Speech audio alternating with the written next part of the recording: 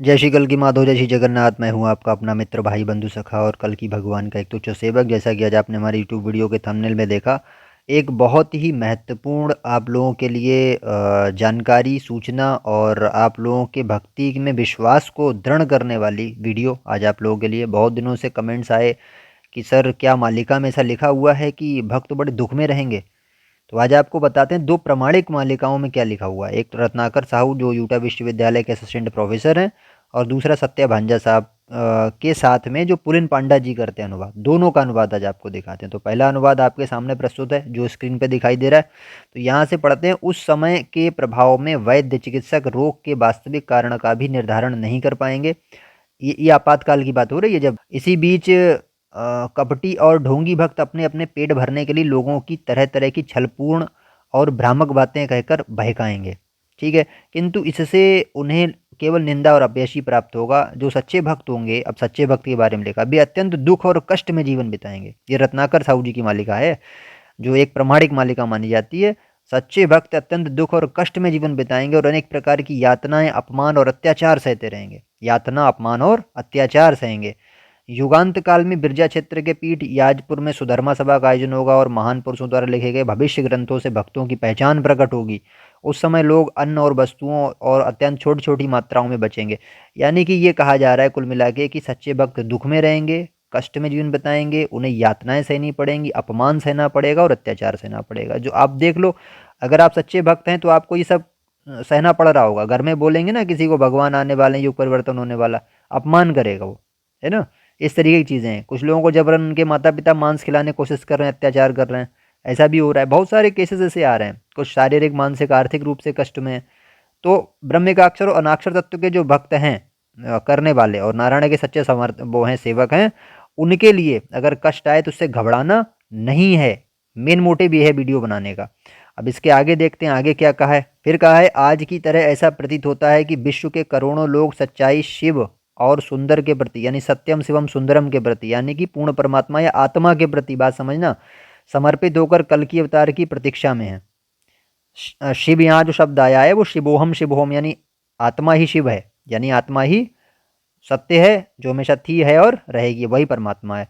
तो उनके प्रति, यानी कि आत्मा के प्रति या परमात्मा के प्रति समर्पित होकर कल की अवतार की प्रतीक्षा में है। आत्मज्ञानी होंगे वो। पाप के नाश और धर्म की स्थापना के उद्देश्य से सर्वद्रष्टा, सर्वनियंता और सर्वव्यापी परमेश्वर का कल्याण यथार्थ रूप में फलित होता है।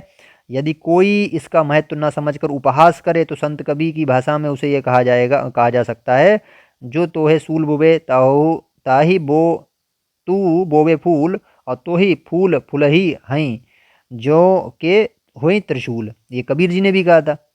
जिस मार्ग पर कांटे पड़े हैं उसी मार्ग पर फूल भी खिलेंगे, फूल खिलेंगे पर कांटे उसे शूल की तरह भेदेंगे। तो ये सब चीज़ें जो है, क्या यहाँ पे कहा जा रहा है कि जो भगवान को समर्पित होके, परमात्मा को समर्पित होके कल की अवतार की प्रतीक्षा में हैं, पाप के नाश और धर्म की संस्थापना के उद्देश्य से वो क्या करेंगे, उनका जरूर फल उनको प्राप्त होगा, है ना। परमेश्वर उनको फल प्रदान करेंगे। और ये कोई उनका उपहास करता है तो वो मूर्ख है, उसको शूल लगेगा, ये बोला जा रहा है। उसको कांटा जो बो रहा है भक्तों की राह में, उसको सूल मिलेंगे आगे।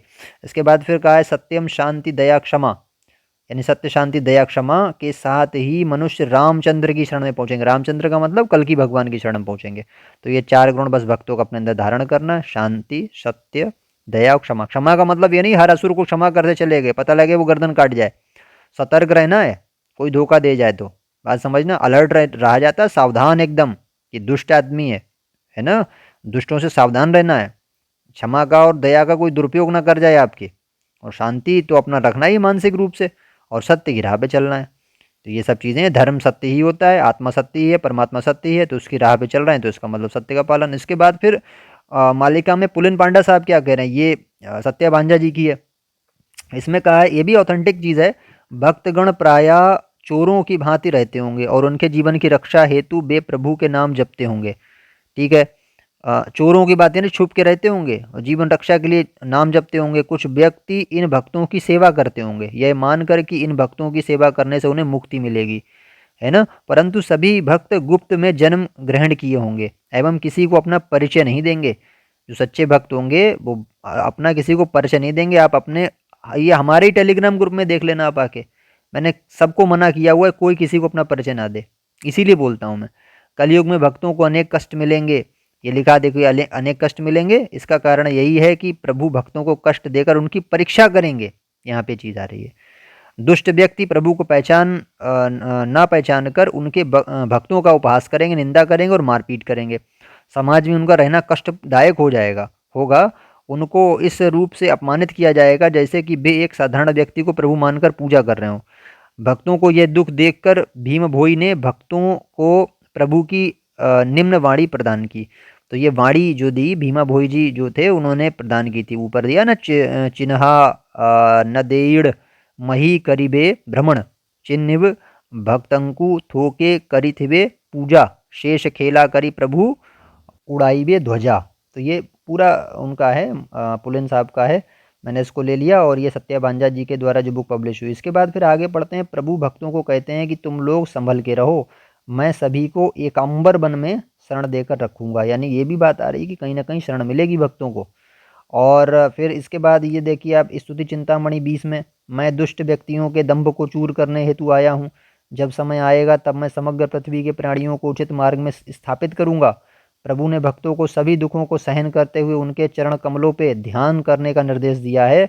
जब अंतिम समय आएगा तब वे भक्तों को अपने कवच में एकाम्र वन में रखेंगे और दुष्ट मनुष्यों का यानी मानवों का संहार करेंगे। माता आदिशक्ति या भीम भोई ने भी भक्तों को समान प्रकार का ही उपदेश दिया है, यानी कि चरण कमल की वंदना करो, चरण कमल के भरोसे रहो, है ना। राम जी के या भगवान विष्णु के, नारायण के, कल्कि अवतार के, किसी के भी भगवान के चरण कमल की वंदना करिए। जो दुख मिल रहा है ये परीक्षा मान के बस को सह जाइए, क्योंकि ये दुख आपकी परीक्षा है। आपको कसौटी पे कसा जा रहा है, आपके अंदर आपको उत्कृष्टता दी जा रही है, आपको कैसे उत्कृष्ट बनाया जाए, और आपको फिर सतयुग भी प्राप्त होगा, आपको युग परिवर्तन में स्थान भी प्राप्त होगा। इसलिए विचलित होने की आवश्यकता नहीं, यहाँ पे ये बताया जा रहा है। फिर इसके बाद जो है आगे, भीम भोई भक्तों को प्रभु द्वारा दिए गए दियाकंठ तक अपने आप को संभाल के अपने हृदय को उनके चरणों कमलों में समर्पित करने को कहा है। इस उपाय में प्रभु सुनिश्चित उनकी रक्षा करेंगे। तब ये प्रश्न उठता है कि प्रभु के द्वारा दिया हुआ कंठ क्या है, क्या वह कब आएगा। यानी कुछ समय ऐसा है, तो नीचे दिया है कि किसी को भी अधीर होना उचित नहीं है, बोल दिया। मात्र 3 दिनों तक धैर्य धरो। अब ये 3 दिनों का कोई मतलब होगा। हम सभी प्रभु के संग संसार का मंगल कामना करते हुए चलेंगे, बोला कि प्रभु से मिलन होगा। पंसकाओं ने भी इसी प्रकार से 3 दंड, 3 वर्ष, 3 माह आदि संकेतों का उपदेश भक्तों को दिया है, परंतु इसका विवरण इधर प्रस्तुत करना संभव नहीं। यानी कि वो 3 दिन कितने बड़े हैं ये भगवान तय करेगा, लेकिन उन्होंने एक मतलब बता दिया कि मैंने एक टाइम तुम्हारे लिए रखा हुआ है, उस टाइम में तुम्हारा मिलन भी होगा, तुम्हारा रेस्क्यू भी हो जाएगा, सब कुछ हो जाएगा और तुम्हारे दुखों का निवारण हो जाएगा।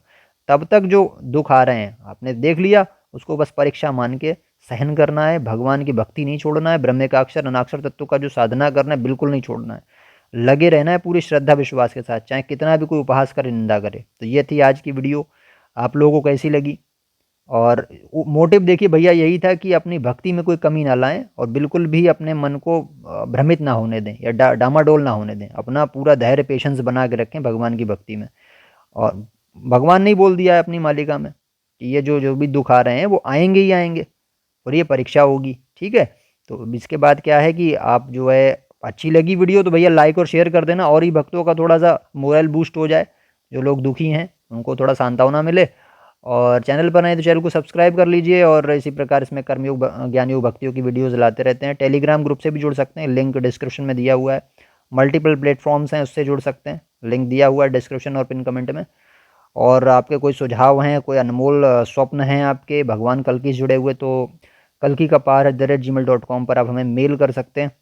टेलीग्राम ग्रुप में जुड़ेंगे तो कुछ विविध सेवा अभियानों से भी जुड़ सकते हैं, पोस्टर सेवा है, ऑफलाइन ऑनलाइन सभी प्रकार की। तो मिलते हैं आपसे नेक्स्ट वीडियो में। जय श्री कल्कि माधव, जय श्री जगन्नाथ।